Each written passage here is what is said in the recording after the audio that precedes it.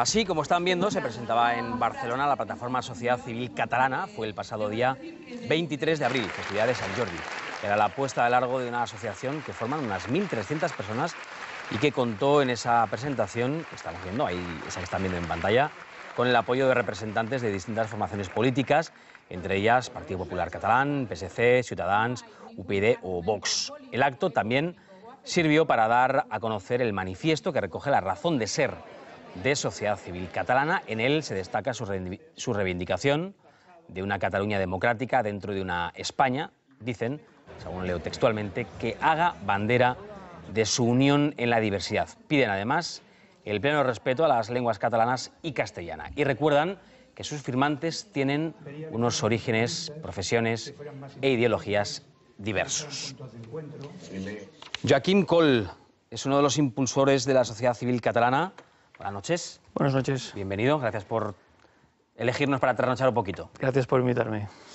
Bueno, ahora me dirá usted, ¿qué me va a preguntar? Si ya lo ha dicho usted todo sobre... No, quedan muchas cosas por decir todavía de... ¿Quiénes son estos que se presentan bajo el nombre de Sociedad Civil Catalana? ¿Quiénes sois?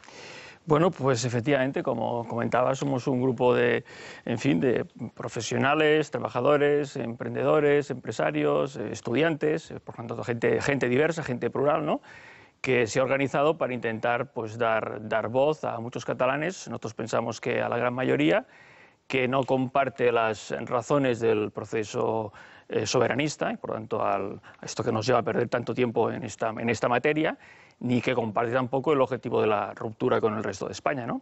Y no lo hace por cuatro razones, ¿no?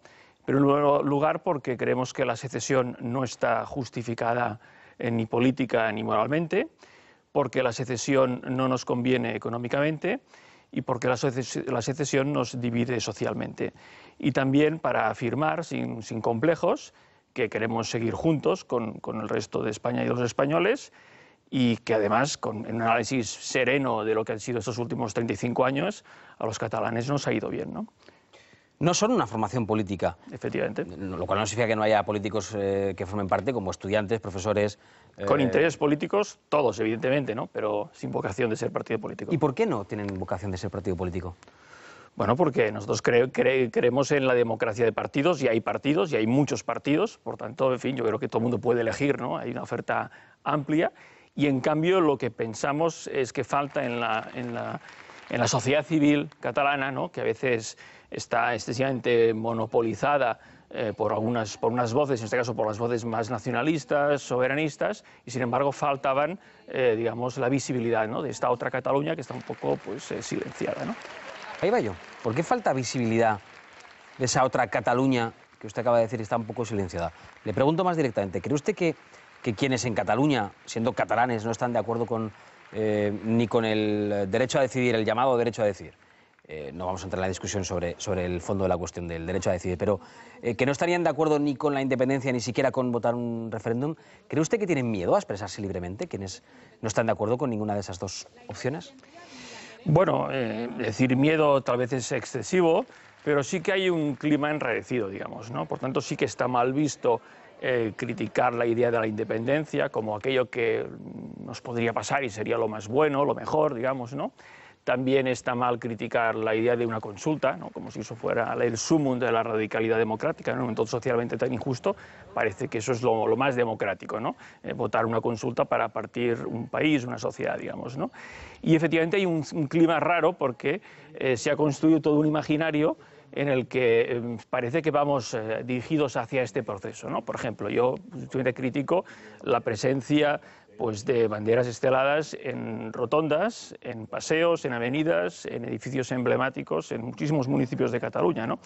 A mí esto me parece un factor que en fin, que no es muy democrático, ¿no? Es decir, no es muy aceptable desde una lógica democrática, ¿no?, porque ya está prefigurando un imaginario, ¿no?, de aquello que ha de pasar, puesto que si una bandera que no es la oficial, pues ya figura, ¿no?, como si lo fuera, pues de alguna manera aquellas personas que no lo ven claro o que no están de acuerdo, pues también se abstienen, ¿no?, de opinar en contra, ¿no? En su opinión, enseguida abriré la mesa al resto de analistas, Francesc, enseguida te doy la palabra, pero en su opinión, ¿qué ha cambiado en estos últimos 2 años Quiero decir, hace no mucho tiempo parecía que en todo caso la cuestión era fundamentalmente catalana. Se lo preguntaba hace un ratito a quien estaba sentado en su mismo lugar, a Joan Herrera, el líder de Iniciativa per Catalunya, el VERS. Le preguntaba, ¿es una cuestión económica? Y me decía, no. Ahora, quizá en otro momento el tema económico estaba en el centro del debate, pero ahora ya no es una cuestión económica. ¿Por qué ha cambiado? ¿Qué es lo que ha hecho que haya prendido la llama? Bueno, es complejo de dar una respuesta en muy poco tiempo, es difícil, ¿no? Pero, bueno, vamos a ver. Por un lado, el presidente de la Generalitat convocó unas elecciones anticipadas para obtener una mayoría excepcional, que no obtuvo. Esa noche, seguramente, lo más lógico es que hubiera dimitido. Al no hacerlo, entró en lo que sería en la ratonera, digamos, de Esquerra Republicana, que era la única formación, junto con la CUP, que llevaba un programa netamente independentista. Convergencia, como antes ya se ha dicho, no llevaba ese programa. Tampoco decía exactamente para qué quería la consulta. Pero, digamos, ha habido como una especie de embrujo, ¿no? El embrujo de la consulta, ¿no? Del derecho a decidir, que es algo muy confuso, es algo equívoco, pero que es una especie de telaraña, digamos, y que ha ido atrapando a muchísimas formaciones, ¿no?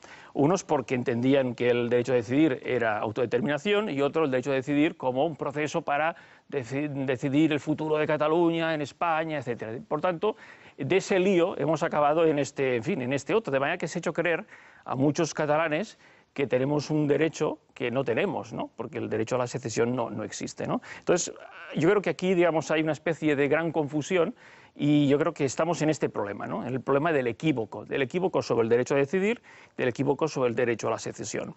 ¿Qué ha ocurrido? Pues que el señor Mas no dimitió esa noche, pactó con Esquerra Republicana y asumió el programa rupturista, ¿no? de Esquerra Republicana, que era convocar una consulta sí o sí el año del tricentenario, ¿no? Este año taumatúrgico en el que todo ha de pasar, ¿no? Y bueno, estamos aquí, ¿no? Estamos en este punto que es un poco irreconciliable, irresoluble, tal y como está planteado el debate político. Bueno, yo sé que la pregunta era compleja, pero la ha resuelto usted en tiempo récord y nos ha quedado absolutamente clara su postura. Francesc, por ti empiezo esta ronda. Venga, ¿qué quieres preguntar?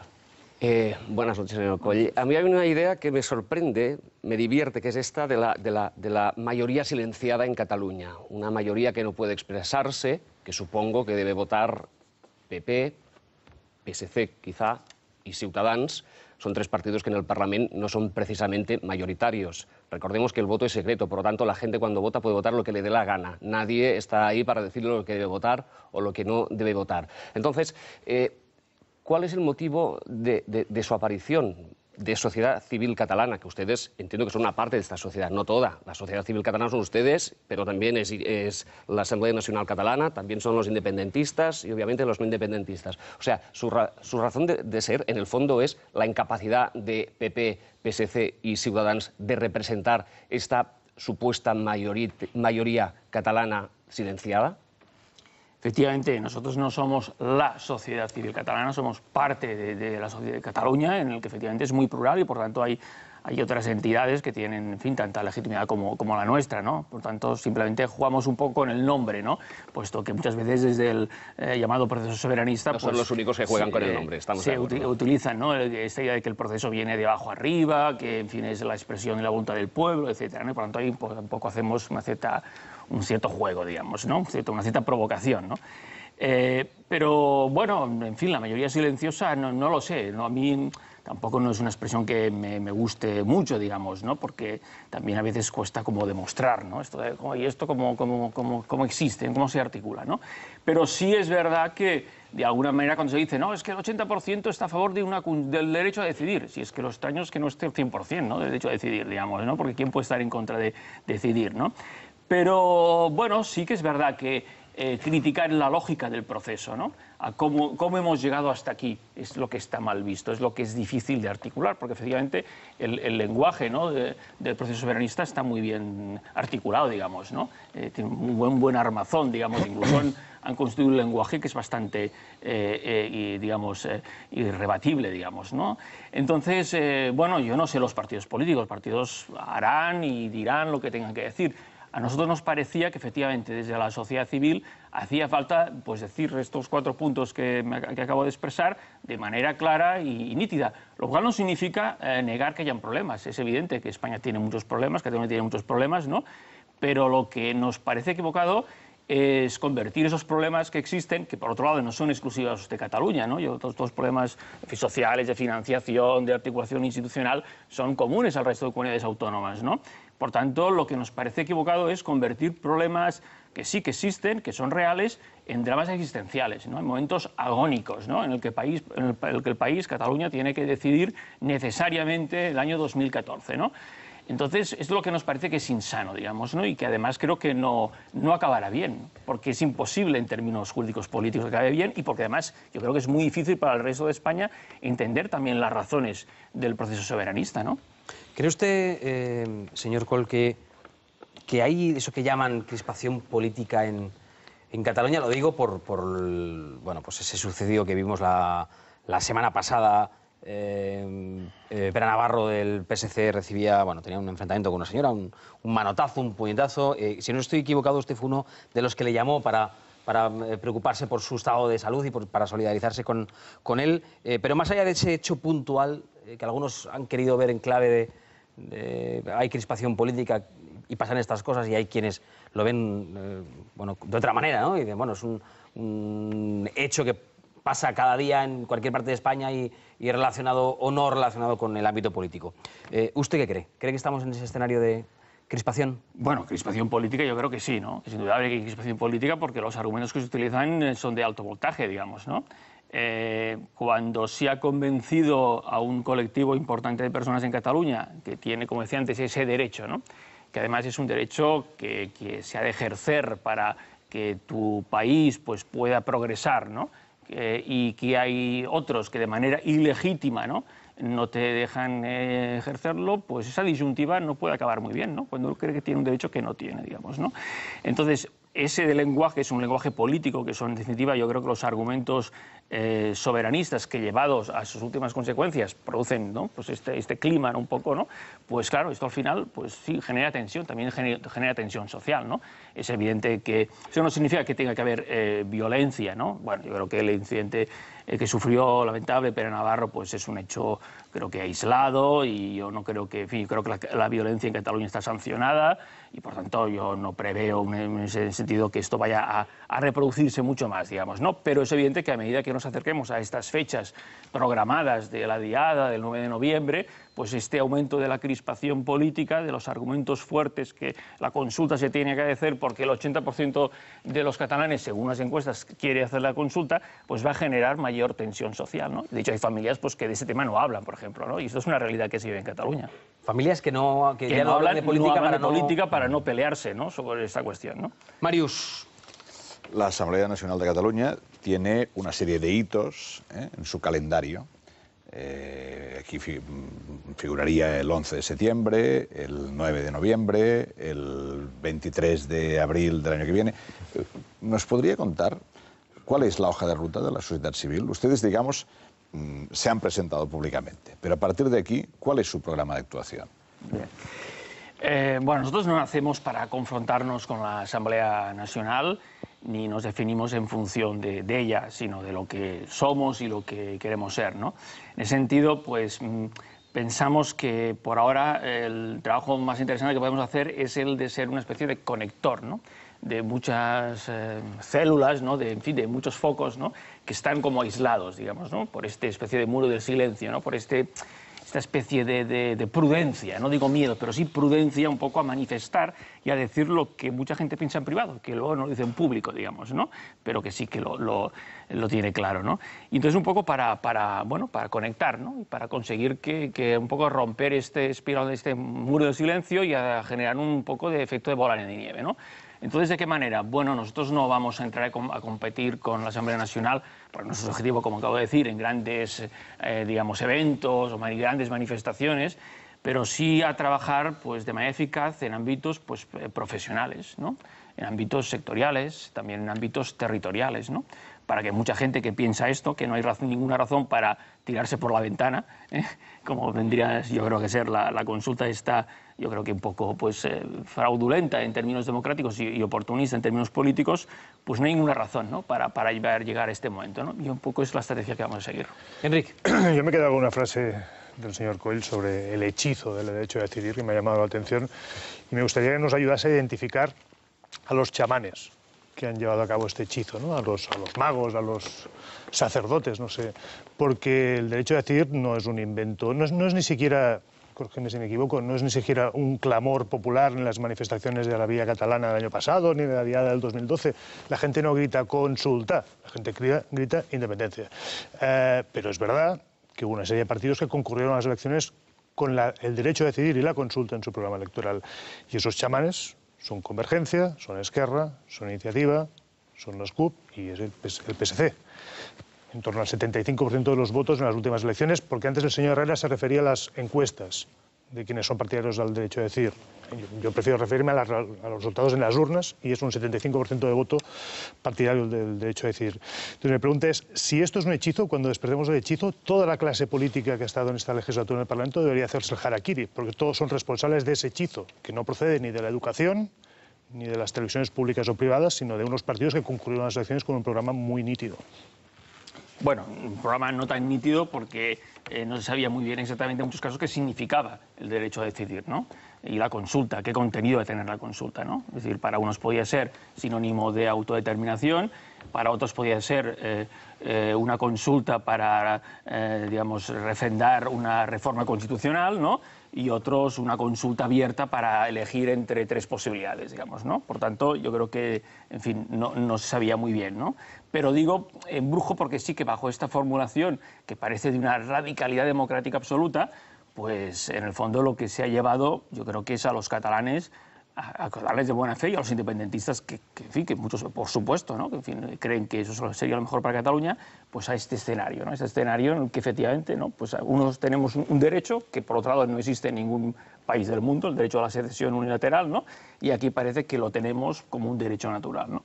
Entonces yo creo que bueno, no es serio, o sea que la democracia funciona de otra manera, lo cual no significa que la secesión no sea una posibilidad de desarrollo político, pero no es un derecho, es otra cosa. Por lo tanto, yo creo que una cosa es que sea un derecho, otra cosa es que sea una posibilidad. Si es una posibilidad, exige otros procesos. Necesita, primero, verificar que efectivamente hay una voluntad secesionista clara y que, por tanto, hay un partido ¿Cómo se o unos verifica? Partidos. Pues se verifican unas elecciones. Es la única manera. Pero, perdone, antes comentabais... insisto, le decía, ¿sí? Señor Coll, cuando los partidos llevan la consulta en su programa, usted considera que ese plebiscito sobre la consulta no es suficiente. Claro, porque no se Y sabe sin embargo, para si qué. lo hicieran sobre la independencia, sí sería más claro. Evidentemente, sí. En Cataluña todavía no ha ganado las elecciones un partido independentista que concurra con un programa netamente independentista, a diferencia, antes lo comentaban, sí, ¿no? De Escocia, ¿no? Aparte que hay una diferencia en términos jurídicos y políticos en el caso del Reino Unido, que todos conocemos, pero además es que el Partido Nacionalista Escocés se presentó a las elecciones, las ganó con un programa que quería una consulta sobre la secesión de Escocia. Esto en Cataluña todavía, a fecha de hoy, no ha pasado. Coll, y esto es relevante. Todavía, no sé si le traiciona el subconsciente. No, digo todavía ¿Tiene alguna porque... duda de que si no hay consulta el 9 de noviembre y hay elecciones, habrá una mayoría independentista ya referendada por las urnas? Pues no lo sé, yo creo que esto estará por ver. Esto está por ver, digo todavía porque como se dice tanto que efectivamente es la voluntad del pueblo, las encuestas dicen que tal, pues digo, eso todavía es que no ha pasado, porque sin embargo parece que estemos ya en este escenario. Es decir, nos hemos ido saltando etapas. Sí, un poco en la línea de lo que decía antes Mario, ¿no? Sí, que puede que el final sea el mismo, pero desde luego nos hemos saltado etapas o podríamos pensar que nos hemos saltado etapas. Es en Cataluña estamos Alex. jugando a la oca. Cuando caes en los dados, ¿no? Saltas de dado a dado y tiro porque me ha tocado. Entonces nos hemos saltado unas cuantas casillas.